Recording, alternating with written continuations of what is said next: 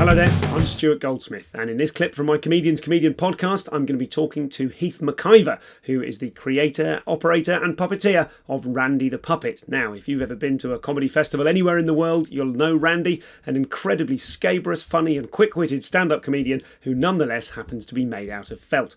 In this interview, which I think was the first time Heath ever spoke to someone as himself, rather than speaking through the guise of Randy, we talk about how it feels to be the man beneath the puppet and how it feels to grow more in confidence and rely on the puppet a little less. Here's Heath McIvor. Well, listen, this must be quite weird for you. It is. Well, you know what? It is weird, but also it's not. It's weird. It's only weird because it's only weird if I think about the fact that someone else will listen to this other than you. Yep.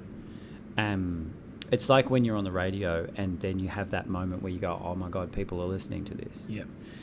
Because otherwise it's just you having a chat with someone in a studio. You have always attempted or always managed to keep your name out of Randy's mouth and out of any of the publicity material. The DVD of Randy Writes a Novel ends with written and performed by Randy. Yes. And you told me when we spoke 2 nights ago that is, you feel that's slipping out of your hands a bit? What's happened is I've always made a conscious effort to... Randy is the performer, right? Should we explain who Randy is for people who don't know you? So my name is Heath McIvor, and I'm a puppeteer. This is me coming out. Well done, sharing. Well done. This is actually my coming out moment as a puppeteer, because I've always been a puppeteer. I was a puppeteer before I started doing Randy. I've been a puppeteer for 21 years. Okay. Randy's been around for about 14 years, and he's a character that I do stand-up comedy with. And when I started doing stand-up with him, I came to him as a puppeteer. Like, I was a puppeteer. I was like, oh, this will be fun. I'll do some stand-up comedy with a puppet. And when I started to realise that he was establishing himself as a character in the first couple of years of doing him, I went, I'm going to distance myself from him and push him as the character. So from doing theatre and stuff as a puppeteer, you come out, you take your hood off and you take a bow at the end of the show. When I started doing solo shows with Randy, he takes the curtain call. And that was pretty much the first step. It's like, okay, he takes the curtain call, so he does all the interviews. So I think there's like 1 or 2 interviews that I did in like 2008 or 2007 or something as Heath McIvor the puppeteer doing a puppet called Randy. And then from that point on, it's all Randy. So all the interviews I do are as Randy. If I do radio, I take him with me. If you do radio, you take him with me, so they can be looking at him and because you can... they talk to me differently if he's not there. Of course. Yeah. If anyone mentions the fact do you hide under the table in the radio studio? Generally, yeah. Because these days, radio, a lot of it's filmed in... they're also live streaming it. So anyway, I hide. But and if I don't take him, I find I get very different questions. So... Can you do him if he's not here? Yeah. Can you close your eyes and do Randy? Yeah, I just up my voice a tiny bit, and that's pretty much the only change. And I just am a bit more... I don't answer anything seriously. Can you improvise as well? Can you inhabit? Can you do top flight Randy performances without him physically being there? I don't know. Probably not. Because it gets a bit stream of consciousness when he's on my hand. Stream of consciousnessy when he's on my hand. Anyway. Go on. No. Because then, at the start, just to preface this, at the start, you said if I start to say something and want to preface it with the phrase, I know this sounds a bit pretentious. Yeah. That feels pretentious. We're just going to assume that it's like this is a safe place for pretentiousness. The only people who are going to listen to this are people who revel in that kind of stuff. Right. Because I can talk about puppetry and I can talk about comedy.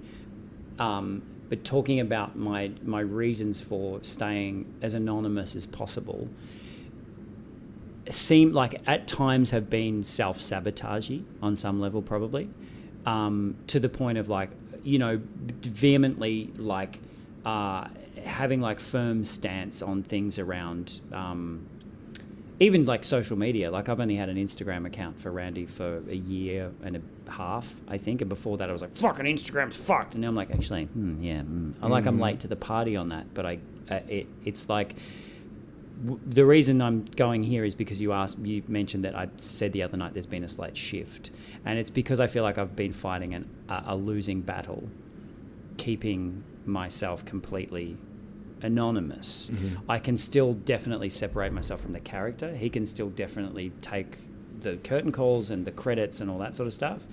But my name's generally bracketed in reviews after anything, you know, like people make Wikipedia pages for other people and you can't, like I've tried to edit my own Wikipedia page that someone else made and they will fix it.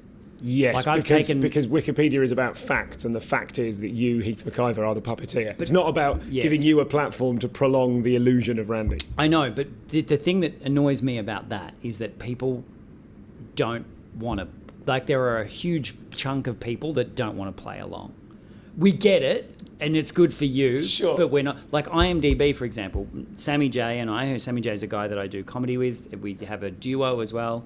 Of course. And he and I made a television series, and in that, it's I'm not in the credits at all.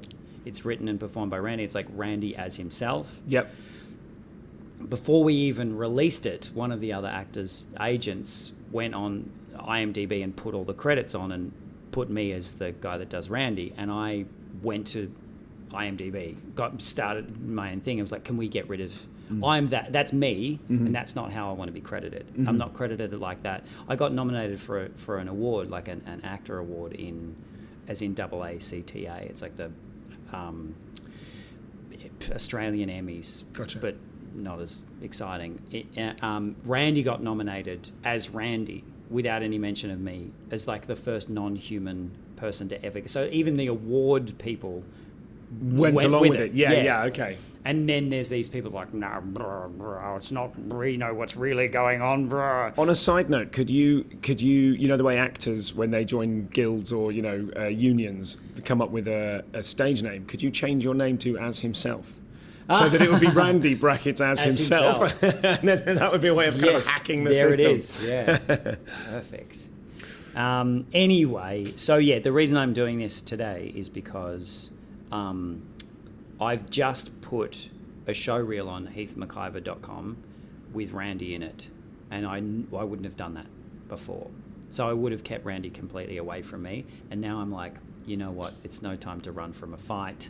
I'm actually, and it's more about where I'm at in my life in terms of like being comfortable with who I am. Yeah. It's really interesting. It's a crossover between going, you know what, fuck it, I'm gonna be okay with being associated with that puppet and being proud of being the puppeteer of that puppet on some deep level of not feeling my own shit, of my own personal shit. And also, like, if I can't beat them, I'll join them and call the shots around. Yes. So if it's going to happen, it's going to happen on my terms. So it's clear from what you said there that the separation of Randy and Heath, I wanted to say church and state there, but maybe there are parallels. Pretty much that separation wasn't, historically, it wasn't simply for the kind of fun, jokey quality of like, hey, I never appear, Randy, you know, let's make Randy seem as real as possible. There was also a kind of base to that decision, which was to do with, which is kind of wrapped up in your identity and your self-confidence and self-belief and things like that. Absolutely, yeah. Because also just some sort of, probably on some level, some sort of self-righteous puppeteer Puritan bullshit on some level, where it's like, you know, I'm more crew than performer. Like Randy's the performer, but then on a deeper level, there's like some sort of like self-deprecation, self-flagellation, shame, you know, hiding. I've got secrets under it all, kind of shit. Catholic guilt riddled fucking, you know, backstory. That since having like opened that Pandora's clusterfuck and like sifted through it and gone, oh, okay, I don't need to carry any of that shit anymore. Stuff that I thought was really important and stuff that I felt was like a big deal is not a big deal anymore. And so it's I think I feel liberated as a person at this point in my life, and there's a level of just unapologetic ownership now of who I am and what I do that has allowed me to do this podcast. For tour dates, news, updates, whatever they are, and the latest episodes of the Comedian's Comedian podcast, go to stuartgoldsmith.com.